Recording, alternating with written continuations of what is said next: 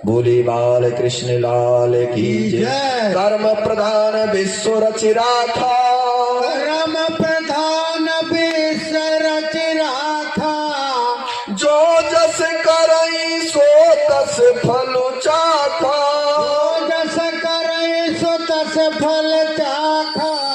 बड़े सुंदर से सुखदेव जी परीक्षित को कहते हैं, राजन भरत जी ने राहुगढ़ राजा को सत्संग बनाकर बढ़िया साधु महात्मा बनाकर हिमालय पर भेज दिया और स्वयं हिमालय पर जाकर अपने शरीर का परित्याग करके मन रूपी 99 यज्ञ को करके 100 यज्ञ में अपने शरीर को, पंच भौतिक शरीर को कुंभी पाप नरकों से बचाया। राजा राहु गण को कुंभी पाप नरक बहुत कठिन हुआ था, जानते हो क्या? शराब पीने वाले को यमलोक के कुंभी नरकों में उन्हें मूत्र पिलाया जाता, मांस खाने वाले को वहां कौवे और चील नोच नोच कर उनसे मांस के टुकड़े को खाते हैं। एक बात कहूं, आपके शरीर के अंदर 4 शरीर है। एक शरीर जो है ये स्थूल शरीर है, जो आप बैठे हैं, स्थूल रूपी भूमि पृथ्वी है। फिर इसके अंदर लिंग है, जिस शरीर लिंग निकल कर यमलोक को जाती है, उस लिंग के अंदर कारण है और कारण के अंदर सूक्ष्म है। 4 शरीर धारण कर यहां आती है। तो लोग कहते हैं, जिसका लेना कभी न देना इस जग में क्या आना है, जिसका लेना कभी न देना इस जग में क्या आना है। आना है तो कौन पहचाना है, आना है तो कौन पहचाना है। ऐसे लोग कह देते, लेकिन बड़ी दुर्गति होती है राजा। इन सब दुर्गतियों से बचने के लिए हमें ऐसा अवसर ना हो कि हम किसी का वर्क ना करें, कोई कर्म ना करें। एक गिलास जीवन में सत्कर्म ना कर सको तो एक सत्कर्म करो, कि बिना किसी का कर्म किए मैं एक गिलास सादा पानी नहीं पीऊंगा किसी का। अब खूब परोपकार करो इस शरीर से, कभी जवान लोगे, अंदर से जवान लो। बूढ़े से तो कपड़े भी फट जाते हैं राजन, गगरिया भी बदलनी पड़ती, कपड़े भी बदलने पड़ते। ऐसे शरीर भी कहते अनेकानेक शरीर को हमने धारण किया है, जीवात्मा कहती है। बोले ठीक है महाराज। परीक्षित कहते हैं, इन पापों से राहुगण नरक कुंभी से तो बचा लिए हमारे भरत जी। पंच भौतिक शरीर को अपना परित्याग कर वो चले गए। तो महाराज क्या क्या कर्म करना चाहिए मानव को कि इस कुंभी नरकों से बच जाए? बोले 5 प्रकार के यज्ञ होते हैं, हर व्यक्ति को करना चाहिए। बोले क्या?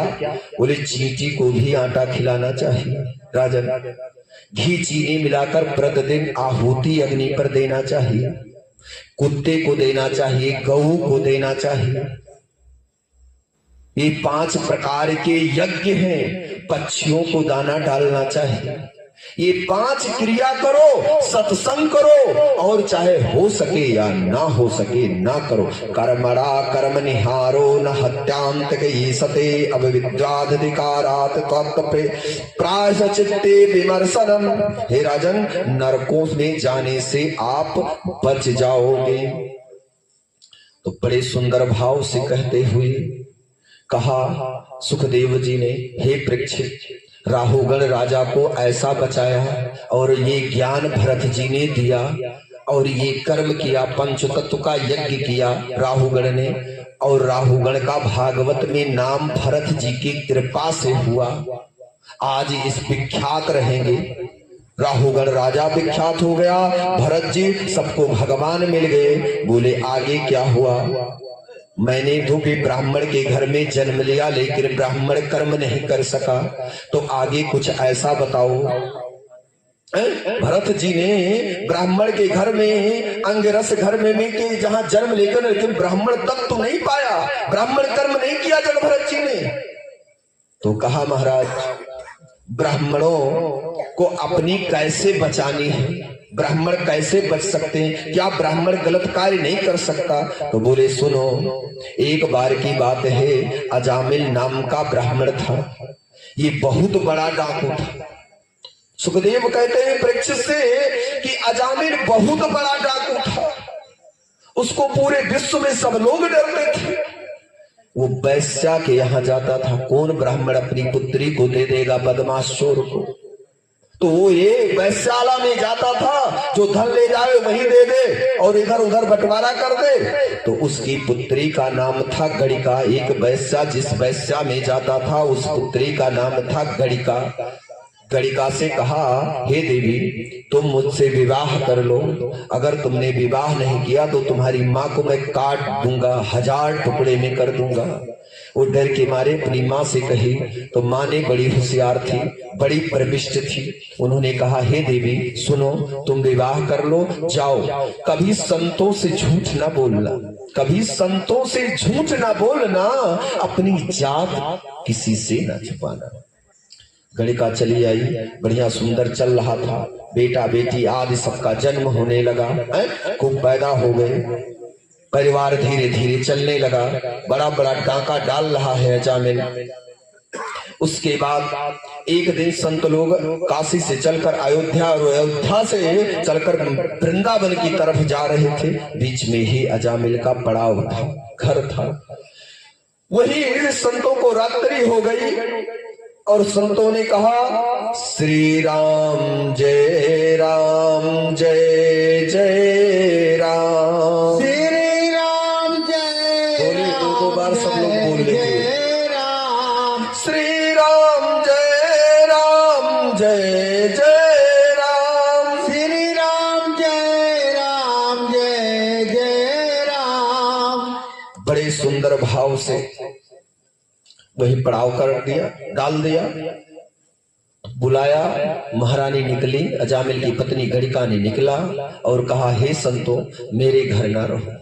नहीं, मैं वैश्या पुत्री हूँ, मुझ पर शक हुआ तो मेरे 1000 खंड करेंगे। आपके महाराज ऐसा खंड करेंगे कि आप गंगा में भी आपकी अर्थियां नहीं जाएगी। आप तो महात्मा हो। महात्मा लोग बोले, इतना बड़ा बदमाश है कि उसको साधु संत की पहचान नहीं है।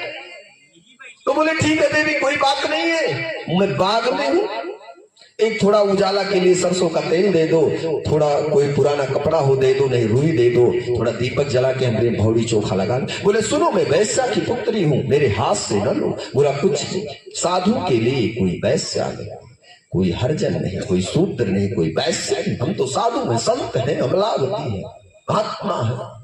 आपकी आत्मा महात्मा है, इसलिए मैं आपके हाथों का दिया हुआ राशन को अग्नि पर रखेंगे, बराबर बंटवारा कर देगा, शुद्ध कर देगा, अग्नि शुद्ध कर देती है। एक बात बताओ, आप होटल की जितनी भी बर्फियां और दूध के जितने भी मीठा लेकर आते हो, एक भी साफ नहीं। वो जूता बनाने वाले के यहाँ से भी दूध गया, मुसलमानों के यहाँ से भी गया, नाई के यहाँ से गया, हर बिरादरी के यहाँ से दूध गया। ये तो सत्य है राजन कि वो दूध है, लेकिन एक बात कहूं जो आपको समाई नहीं जाएगी। ये दीक्षा मंत्र वाले हैं, उनको तो पहले रौंद दिया। 2 दिन हो गया, बच्चा दे पेऊस ही जा रहा है धक्का धक। अब अंदर मैडम खुश है, वो खुश है, आज 3 सही के दूध बिका, 4 सही के पेऊस वो बेचे लिए थे। अब सब भ्रष्ट है कि नहीं बताओ, कहाँ पाक हो? अब बैठा हो तने देर भर पाक हो। बोले बाल कृष्ण लाल की जय। राम एक तापस कई तारी, नाम कोट खल कुमत सुधारी, कहूँ कहाँ लगे नाम बड़ाई, राम न सकहे राम गुण गाई। मेरे राघवे के नामों का बखान इतना उत्तम है कि आपके हाथ में कोई भी अशुद्ध है, लहसुन प्याज खा रहे हो तो कहो, हे राघवे, हे राम, आप पाओ, शुद्ध हो गए, वैष्णव खाना बन गया, वैष्णव भोजन बन गया। बढ़िया पंगत करो दबा के, बोले बाल कृष्ण लाल की जय। आगे आ जा में कहा, ये कौन है? पूरी दास्तां सुनाई। ठीक है, कोई बात नहीं। गए सब लोग दंडवत, बोले महाराज ब्राह्मण देवता अभी जान रहा है कि चोर है बदमाश है, लेकिन ब्राह्मण बोलता सीताराम। बोले क्या है? ठीक है खा पी लो, अपनी पड़ाव रखो, और कोई व्यवस्था ना हो ओढ़ने पड़ने का तो वो भी रजाई गद्दा कंबल दे दिया जाए, सुबह भोर में ही निकल जाए। यहाँ नहीं रखना, नहीं तुम अपनी सत्संग की छवि छोड़ जाओगे तो मैं अपनी पत्नी और बच्चों से हाथ धो बैठूंगा। जानते नहीं हो मेरी वैश्या की पुत्री है गणिका, ये ब्राह्मण, ये डाकू, ये अजामिल, अपना बनाना खाना पड़ेगा, मेरा तो होम जॉब हो जाएगा। आज दुनिया डरती है और दुनिया से मैं डरने लगूंगा। आप जैसे महात्मा सुबह 3 बजे निकल लेना। बोले महाराज ठीक है। जाने लगे। अजामिल भी 4 बजे जग जाता, उसकी पत्नी भी। कहा सुनो महाराज आप बड़ी सेवा की, जो आपका ये चौथा बालक है गर्भ में, इसका नाम नारायण रख लेना। अजामिल ब्रह्म मुहूर्त का समय था, संतों की बाणी लग गई, जन्म हुआ, नारायण नाम रख दिया। तो राम एक तापस ही तारी, राम एक तापस तस्तारी, नाम कोट खल कुमत सुधारी, नाम कोट खल सुधारी, कहूँ कहाँ लगी नाम बड़ाई, कहूँ कहाँ लग नाम बड़ाई, राम न सकहि राम गुण गाई, नाम राम न सके नाम गुण गाई। हे राजन समुद्र को पार करने लगे मेरे वीर बजरंग बली, तो राम का नाम सहारा लेकर ही समुद्र को पार कर कर लंका को जलाकर चूड़ामणि को लाकर अंगूठी को देकर सीता मैया को राम को सुलभ सुनाया। ऐसे मेरे नारायण नारायण नारायण कहते हुए भी अजामिल ने अंतिम शरणागति को मोक्ष को प्राप्त हुआ। बोले बाल कृष्ण लाल की जय। मनु के पास 3 पुत्री थी, 2 पुत्र थे। सुखदेव जी ने कहा परीक्षित, हे परीक्षित सुनो, सृष्टि यहीं तक नहीं है, अब सृष्टि आगे बढ़ रही है। तीसरे पुत्री का नाम है परसूति, आकुति ऋचिक मुनि के साथ ब्याही गई और देहूति करदम महाराज के साथ ब्याही गई। और परसूति किसके साथ? दक्ष जी के साथ ब्याही गई। दक्ष की पत्नी का क्या नाम है? परसूति। तो बोले इनकी कथा सुनो परसूति की, तब भगवान आएंगे। अब आने वाले हैं भगवान धीरे धीरे। अब इनके तो अनंत कन्या हुए। दक्ष के 89,000 बच्चे हुए। 89,000 बच्चे ब्रह्मा के पुत्र हैं ये दक्ष प्रजापति। सबको नारद जी पहुंच कर और जब ये कहें कि विवाह करो तो सबके काने में जगह ओम नमो भगवते वासुदेवाय। बच्चा होगा, सोट सुठौरा लावक परी, नाउन धोवैन हेरेक परी, बहिन का बलावक परी, बहनोई बलावक परी, सोना चांदी गिफ्ट करे परी, सबका कपड़ा देख परी, चून चाउर जुहावे महाराज। दिन बीत जाई, भगवान का जब समझे समय आई तब आप बीमार हो गए, हॉस्पिटल में रहोगे।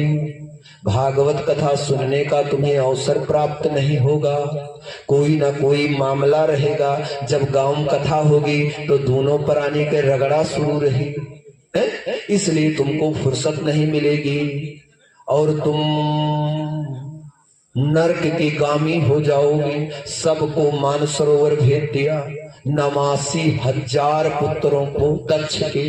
दक्ष ने क्रोध में आया और साप दे दिया नारद जी को। कहा जाओ तुम 5 सेकंड से ज्यादा, 5 पल से ज्यादा तुम टिक ही ना सको।